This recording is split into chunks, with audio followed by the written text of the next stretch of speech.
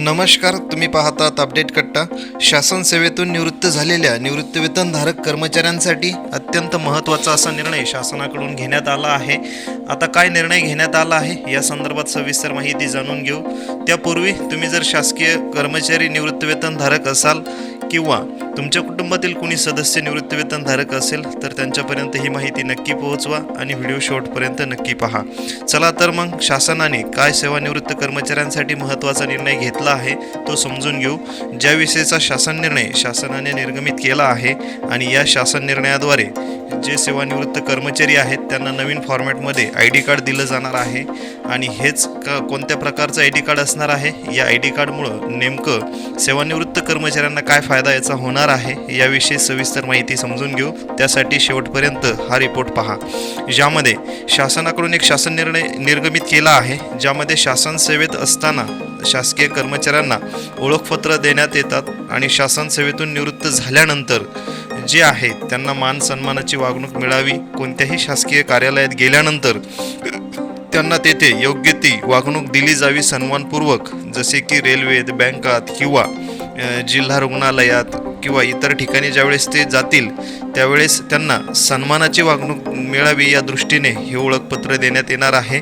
आणि या संदर्भात आता शासन परिपत्रक तुम्ही स्क्रीनवर बघू शकता, ज्यामध्ये काय आहे परिपत्रक. तर कुटुंबातील निवृत्तीवेतनधारक ज्या जिल्हा कोषागार कार्यालयामधून कुटुंब निवृत्तीवेतन घेत आहेत अथवा घेण्याकरता कार्यवाही सुरू आहे, त्या संबंधित जिल्हा कोषागार कार्यालय यांनी कुटुंब निवृत्तीवेतन सुरू झाल्यानंतर सदर कायमस्वरूपी ओळखपत्र फोटोसह जोडपत्र येथील विहित नमुन्यात देण्याची कार्यवाही करावी. आता हे नेमकं काय जोडपत्र आहे ते देखील आपण बघणार आहोत. चला तर मग त्याविषयी सविस्तर माहिती समजून घेऊ. त्यापूर्वी हे काही 2-4 मुद्दे आहेत ते समजून घेऊ, ज्यामध्ये कुटुंब निवृत्तीवेतन धारकांनी लिखित मागणी केल्यानंतर सादर केल्यानंतर सदरील ओळखपत्र देण्यात येणार आहे. म्हणजे ज्यावेळेस जे कर्मचारी आहेत सेवानिवृत्त ते लिखित मागणी सादर करतील त्याच वेळेस हे ID कार्ड देण्यात येणार आहे. आणि जिल्हा कोषागार कार्यालयाने ओळखपत्र दिल्याबाबत स्वातंत्र्य नोंदवहीत नोंद घेऊन निवृत्तीवेतन वाहिनी जी आहे प्रणालीत तशी नोंद घ्यावी. त्यानंतर निवृत्तीवेतनधारक यांनी जिल्हा कोषागार कार्यालय, बँका, शाखा इत्यादी बदलण्याची मागणी केल्यास म्हणजेच अन्य जिल्ह्यांमध्ये कुटुंब निवृत्तीवेतन घेण्यासाठी अर्ज केल्यास यापूर्वी दिलेले ओळखपत्र परत जमा करावे, अशा प्रकारच्या देखील सूचना आहे. त्यानंतर अन्य जिल्ह्यामध्ये कुटुंब निवृत्तीवेतन सुरू झाल्यानंतर त्या जिल्हा कोषागार कार्यालयाने कुटुंब निवृत्तीवेतन धारकांना लिखित मागणीनुसार नव्याने ओळखपत्र द्यावे आणि ओळखपत्र दिल्याबाबतचे स्वातंत्र्य नोंदवहीत नोंद घेऊन निवृत्तीवेतन वाहिनी प्रणालीमध्ये त्याची नोंद घ्यावी. आता हे आहेत शासन निर्णयामधले काही मुद्दे. त्यानंतर ओळखपत्र निर्गमित करण्यापूर्वी ओळखपत्राच्या मागील बाजूस महाराष्ट्र शासनाची गोल शिक्क्याची मोहर उमटवावी. अशा प्रकारचं एक एक अधिकृत असं ओळखपत्र शासनाकडून निर्गमित केलं जाणार आहे.